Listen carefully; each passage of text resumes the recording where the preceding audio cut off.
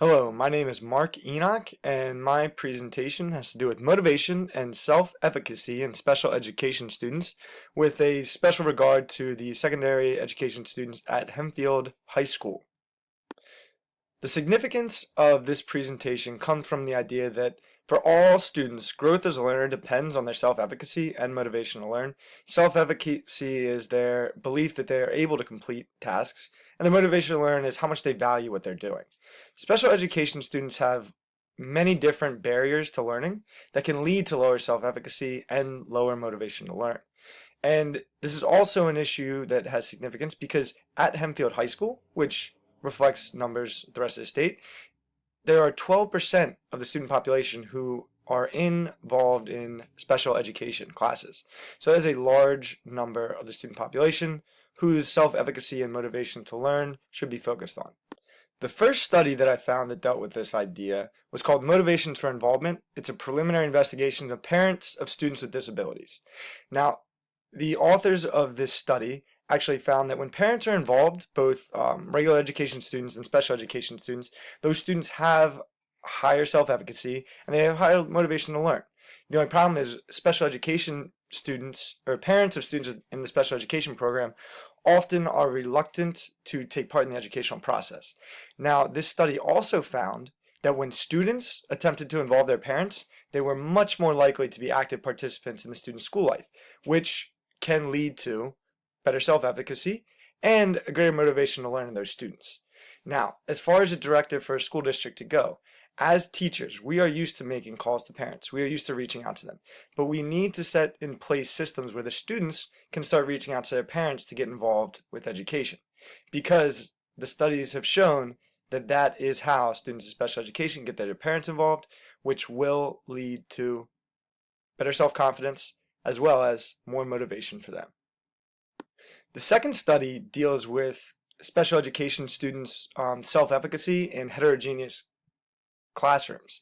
It was called Intrinsic Motivation Among Regular, Special, and Alternative Education High School Students. Now, the major find from this study was that self-perception is linked to placement. That being said, students judge themselves based on how they're doing compared to their peers, which means when students are in special education, who often have those barriers to learning, are put in classes with regular education students, they often see the growth of their classmates and compare their own growth. Now, because many special education students are fighting significant barriers to learning, when they don't grow as much as their classmates, that can be discouraging for students, and it can also lead them to lose motivation as well as self-efficacy. Now, a directive for all administrators would be to consider how to incorporate students into inclusive classrooms and heterogeneous classrooms. Teachers also have to be aware of this issue because students are going to compare their growth versus other students' growths. The third study I found dealt with motivating special education students and students in general to read. This is called Content Literacy, Motivating Students to Read in the Content Classroom, 6 Evidence-Based Principles. Now, the solution these authors gave, or one of the solutions I should say, is to give students more choice to increase motivation. Now, they actually discussed giving them choice of how to process the reading material. This will be very important for special education students who contain those significant barriers to learning.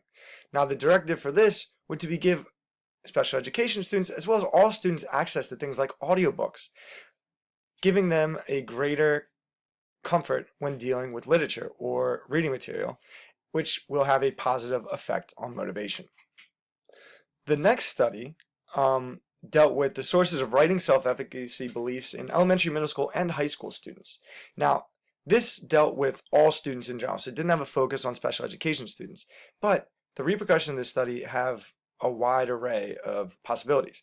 Now, the authors felt that teachers need to focus the attention on mastery of goals and need to limit the comparing of work to peers. To put it in layman's terms, students should focus on self-growth rather than the product or grade. And a couple of directives for all classrooms. Utilize self-evaluations, writing portfolios, and then having the ability to share the growth of writing with peers, parents, and wider audiences, which in the digital age is becoming more of a possibility for everyone. The last study actually tested the impact of one-to-one laptops on motivation of special education students. Now, the solution was that, from this study, showed that providing laptops have proved to increase motivation for special education middle school students at a particular high school in Maine. Now, the directions that a school district could take with this is that a move towards a one-to-one program with an emphasis on the special education students will provide them with technology that will motivate them to write, which is especially important when you think about writers, special education students who are writers who often lack the motivation to do so. Those were my sources, and the following 2 pages are a list of my references. This is the last page of references. I hope you enjoyed my presentation.